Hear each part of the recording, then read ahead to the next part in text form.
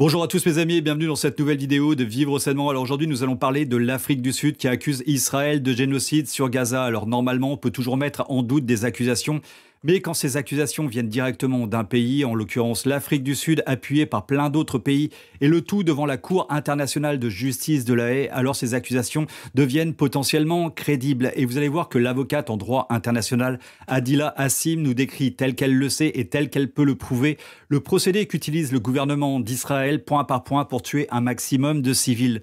Et si tout est vrai, on tombe dans l'horreur absolue, un génocide potentiel portant sur 2,3 millions de personnes. Je vous apporterai dans mes vidéos prochaines encore plus de précisions sur ce drame en cours. Alors abonnez-vous à la chaîne mes amis, activez la cloche qui est juste en dessous pour être informé de mes prochaines vidéos. C'est très important en cette forte période, vous savez quoi. Je remercie également toutes les personnes qui m'aident financièrement sur Tipeee et me permettent de produire des vidéos comme celle-ci. Merci vraiment à vous tous.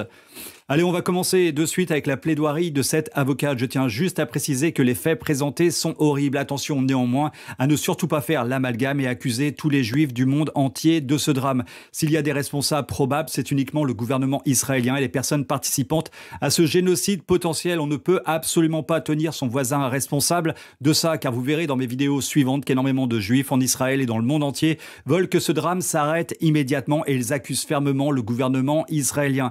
Donc s'il vous plaît, mes amis, surtout pas d'amalgame. Allez, c'est parti, bon visionnage et faites une pause si ça devient trop difficile. Je vous retrouve à la fin. Merci. Madame la Présidente, Mesdames et Messieurs les membres de la Cour, c'est un privilège de comparaître au nom de la République d'Afrique du Sud dans cette affaire d'une importance capitale. C'est une affaire qui souligne l'essence même de notre humanité commune. Et comme l'indique le préambule de la Convention sur le génocide, il m'incombe de m'adresser à la Cour au sujet des actes de génocide qui ont conduit à cette demande urgente de mesures conservatoires au titre de l'article 41 du statut de la Cour. L'Afrique du Sud soutient qu'Israël a transgressé l'article 2 de la Convention en commettant des actes qui relèvent de la définition du génocide.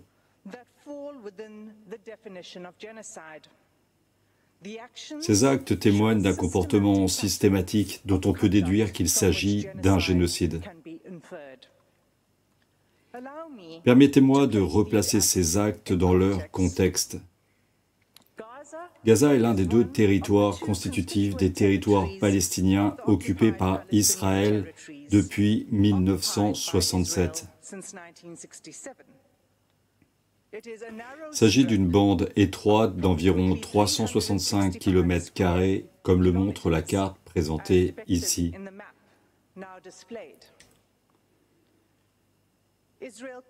Israël continue d'exercer un contrôle sur l'espace, les eaux territoriales, les points de passage terrestres, l'eau, l'électricité, la sphère électromagnétique et l'infrastructure civile de Gaza, ainsi que sur les principales fonctions gouvernementales. Comme l'a dit l'honorable ministre, l'entrée et la sortie de Gaza par voie aérienne et maritime sont interdites, Israël gérant les deux seuls points de passage. Gaza, qui est l'un des endroits les plus densément peuplés au monde, abrite environ 2,3 millions de Palestiniens, dont près de la moitié sont des enfants. Au cours des 96 derniers jours, Israël a soumis Gaza, ce qui a été décrit comme l'une des campagnes de bombardement conventionnelles les plus intenses de l'histoire de la guerre moderne. Les Palestiniens de Gaza sont tués par les armes et par les bombes israéliennes qui arrivent depuis l'air, la terre et la mer. Ils risquent également de mourir de faim, de déshydratation et de maladies en raison du siège permanent imposé par Israël, de la destruction des villes palestiniennes, de l'insuffisance de l'aide apportée à la population palestinienne et de l'impossibilité de distribuer cette aide limitée pendant que les bombes tombent. Ce comportement rend les éléments essentiels à la vie inaccessibles à ce stade des mesures provisoires. Comme la Cour l'a clairement indiqué dans l'affaire Gambie-Myanmar, il n'est pas nécessaire qu'elle se prononce définitivement sur la question de savoir si le comportement d'Israël constitue un génocide. Il est seulement nécessaire d'établir si au moins certains des actes allégués sont susceptibles de tomber sous le coup des dispositions de la Convention.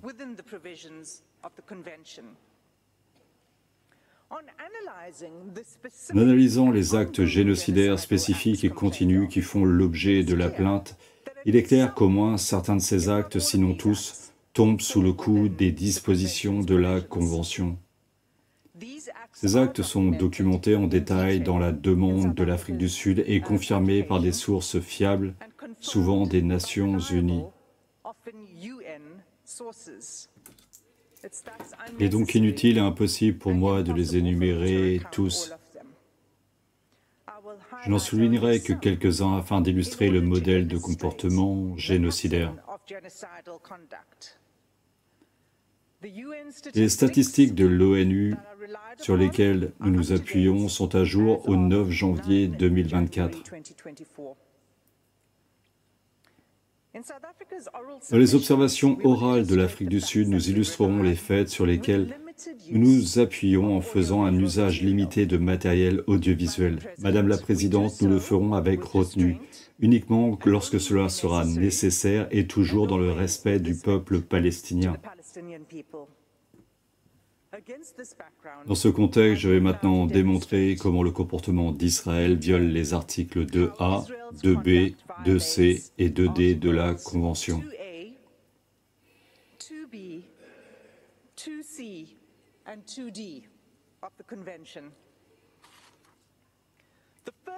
Le premier acte génocidaire commis par Israël est le massacre des Palestiniens de Gaza, en violation de l'article 2A de la Convention sur le génocide. Comme l'a expliqué le secrétaire général des Nations Unies il y a 5 semaines, les massacres perpétrés par Israël sont d'une telle ampleur que personne n'est à l'abri à Gaza. À l'heure où je vous parle, 23 210 Palestiniens ont été tués par les forces israéliennes au cours des attaques soutenues des 3 derniers mois,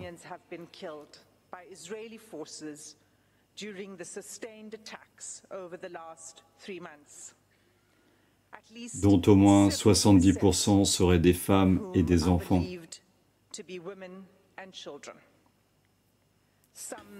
Quelques 7000 Palestiniens sont toujours portés disparus, présumés morts sous les décombres.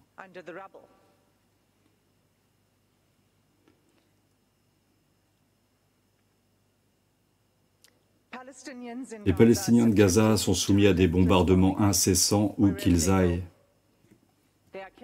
Ils sont tués dans leurs maisons, dans les lieux où ils cherchent un abri, dans les hôpitaux, dans les écoles, dans les mosquées, dans les églises, et alors qu'ils tentent de trouver de la nourriture et de l'eau pour leur famille. Ils sont tués s'ils ne parviennent pas à évacuer les lieux où ils ont fui, et même lorsqu'ils tentent de fuir en empruntant des itinéraires sûrs déclarés par Israël.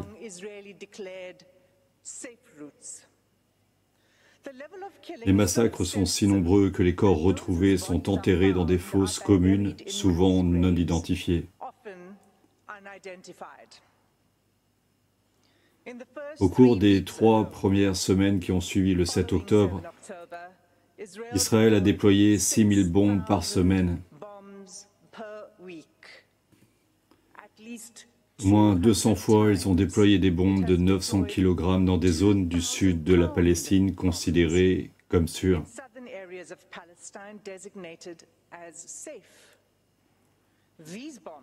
Ces bombes ont également décimé le nord, y compris les camps de réfugiés. Les bombes de 900 kg sont parmi les plus grosses et les plus destructrices qui soient. Elles sont larguées par des avions de chasse meurtriers qui sont utilisés pour frapper des cibles au sol par l'une des armées les mieux dotées au monde. Israël a tué un nombre inégalé et sans précédent de civils en sachant parfaitement combien de vies civiles chaque bombe prendra.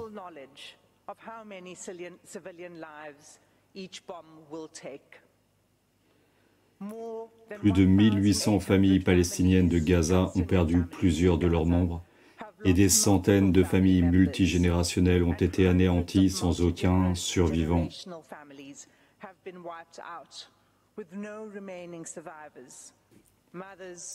Mères, pères, enfants, frères et sœurs, grands-parents, tantes, cousins, souvent tous tués ensemble.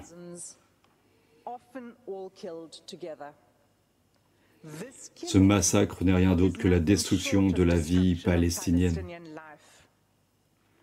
Il est infligé délibérément. Personne n'est épargné, pas même les nouveau-nés. L'ampleur des meurtres d'enfants palestiniens à Gaza est telle que les chefs de l'ONU l'ont décrite comme un cimetière d'enfants. La dévastation, selon nous, est destinée à ravager Gaza et l'a ravager au-delà de toute justification acceptable, légale et encore moins humaine.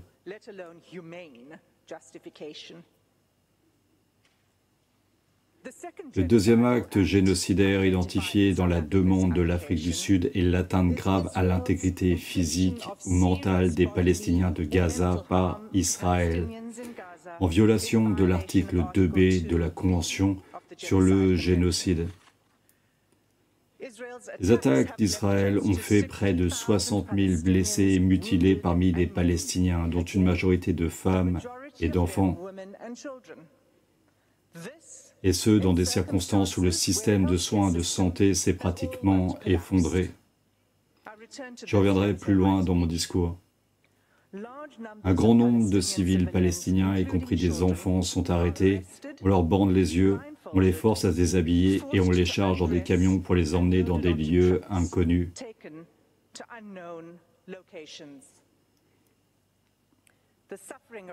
Les souffrances physiques et mentales du peuple palestinien sont indéniables. En ce qui concerne le troisième acte génocidaire visé à l'article 2c, Israël a délibérément imposé à Gaza des conditions qui ne permettent pas la vie et qui sont calculées pour entraîner sa destruction physique. Israël y parvient d'au moins 4 manières. Premièrement, par le déplacement. Israël a forcé le déplacement d'environ 85% des Palestiniens de Gaza. Ils n'ont aucun endroit sûr où fuir. Ceux qui ne peuvent pas partir ou qui refusent d'être déplacés ont été tués ou risquent fort d'être tués chez eux. De nombreux Palestiniens ont été déplacés à plusieurs reprises, les familles étant contraintes de se déplacer à plusieurs reprises en quête de sécurité. Le premier ordre d'évacuation donné par Israël le 13 octobre a nécessité l'évacuation de plus d'1 million de personnes, dont des enfants, des personnes âgées, des blessés et des infirmes. Des hôpitaux entiers ont été obligés d'évacuer même les nouveau-nés en soins intensifs. L'ordre exigeait l'évacuation du nord vers le sud dans les 24 heures. L'ordre lui-même était génocidaire. Il exigeait des déplacements immédiats en ne prenant que ce qui pouvait être transporté. Bien qu'aucune aide humanitaire n'ait été autorisée et que le carburant, l'eau, la nourriture et les autres nécessités de la vie aient été délibérément coupés, l'ordre était clairement calculé pour provoquer la destruction de la population.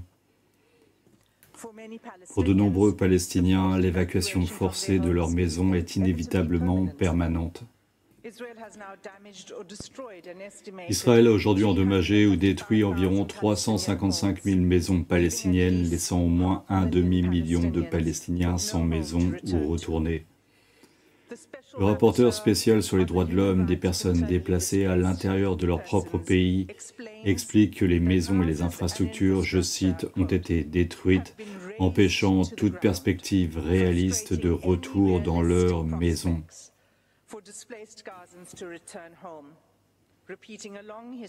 Dans le prolongement de la longue histoire des déplacements massifs de Palestiniens par Israël, rien n'indique qu'Israël accepte la responsabilité de reconstruire ce qu'il a détruit. Au contraire, la destruction est célébrée par l'armée israélienne.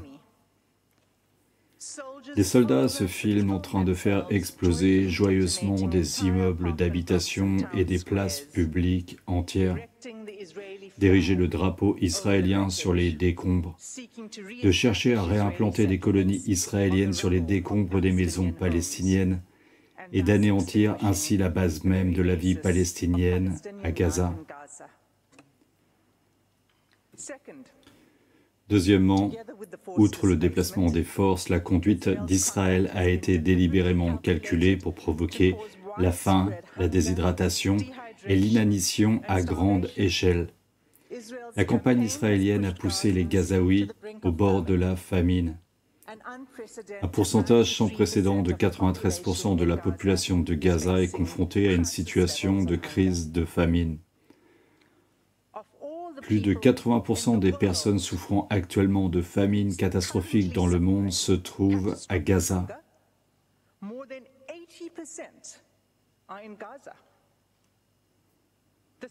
La situation est telle que les experts prédisent aujourd'hui que les Palestiniens de Gaza risquent de mourir davantage de la famine et de la maladie que des frappes aériennes. Pourtant, Israël continue d'empêcher l'acheminement efficace de l'aide humanitaire aux Palestiniens, non seulement en refusant d'autoriser l'entrée d'une aide suffisante, mais aussi en supprimant la possibilité de la distribuer par des bombardements et des obstructions constants.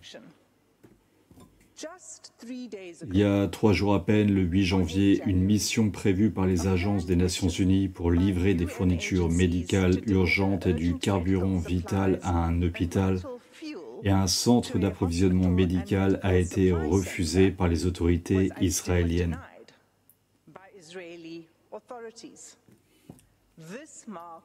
C'est la 5e fois qu'une mission est refusée depuis le 26 décembre, ce qui prive 5 hôpitaux du nord de la bande de Gaza de fournitures et d'équipements médicaux vitaux.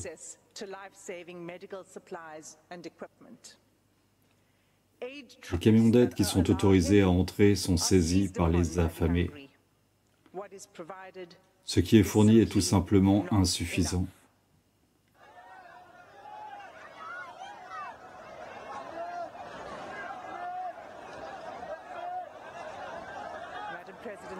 Madame la Présidente, membre de la Cour, voici une image d'un camion d'aide humanitaire arrivant à Gaza. Troisièmement, Israël a délibérément créé des conditions dans lesquelles les Palestiniens de Gaza sont privés d'abris, de vêtements ou d'installations sanitaires adéquates. Depuis des semaines, il y a de graves pénuries de vêtements, de literie, de couvertures et de produits non alimentaires essentiels. L'eau potable a pratiquement disparu, laissant une quantité bien inférieure à celle qui est nécessaire pour boire, se laver et cuisiner en toute sécurité. En conséquence, l'OMS a déclaré que Gaza connaissait des taux élevés d'épidémies de maladies infectieuses. Les cas de diarrhée chez les enfants de moins de 5 ans ont augmenté de 2000% depuis le début des hostilités.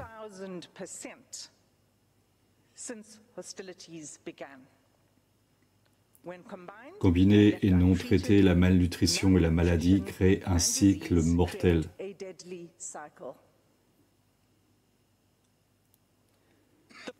Le 4e acte génocidaire, au titre de l'article 2b, est l'attaque militaire d'Israël contre le système de santé de Gaza, qui rend la vie insoutenable, même si le 7 décembre, le rapporteur spécial des Nations Unies sur le droit à la santé a noté que les soins de santé de l'infrastructure dans la bande de Gaza ont été complètement anéantis.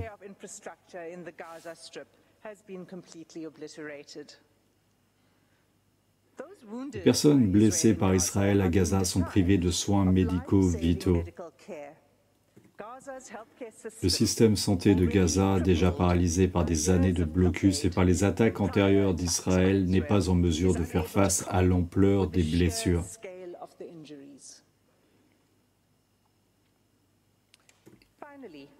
Enfin, le rapporteur spécial des Nations Unies sur la violence à l'égard des femmes et des filles a signalé des actes commis par Israël qui relèveraient de la 4e catégorie d'actes génocidaires visés à l'article 2D de la Convention.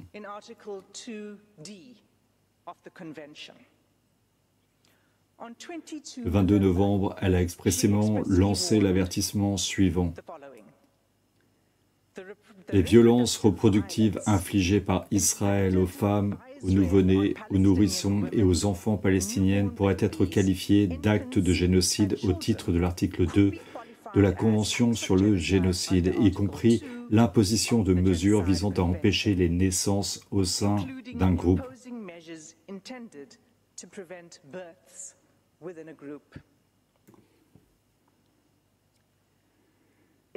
Israël bloque l'acheminement de l'aide vitale, notamment des kits médicaux essentiels pour l'accouchement. Alors que l'on estime à 180 le nombre de femmes qui accouchent chaque jour à Gaza.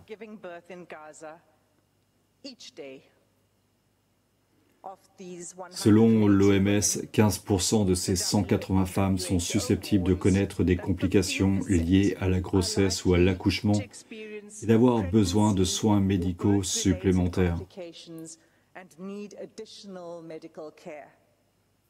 Ces soins ne sont tout simplement pas disponibles.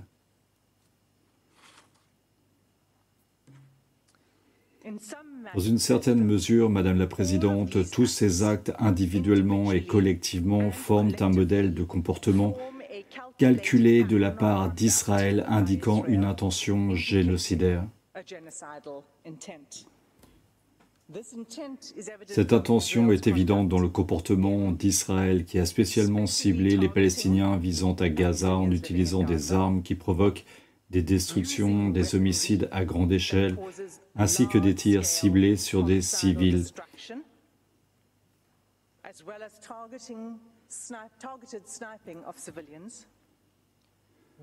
En désignant des zones sûres où les Palestiniens peuvent se réfugier et en les bombardant. En privant les Palestiniens de Gaza de leurs besoins essentiels de nourriture, d'eau, de soins de santé, de carburant, d'installations sanitaires et de communication. En détruisant les infrastructures sociales, les maisons, les écoles, les mosquées, les églises, les hôpitaux,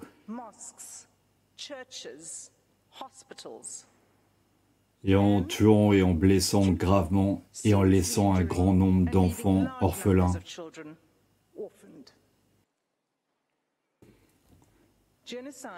Les génocides ne sont jamais déclarés à l'avance. Et ce tribunal a le bénéfice des 13 dernières semaines de preuves qui montrent incontestablement un modèle de comportement et une intention connexe qui justifie une allégation plausible d'actes génocidaires.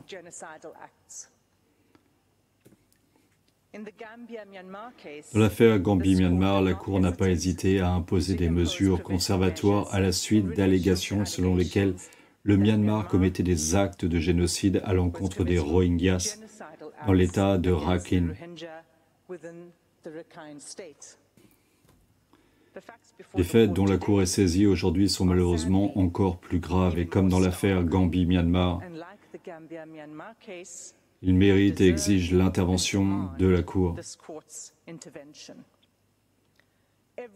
Chaque jour, le peuple palestinien subit des pertes irréparables en termes de vie, de biens, de dignité et d'humanité.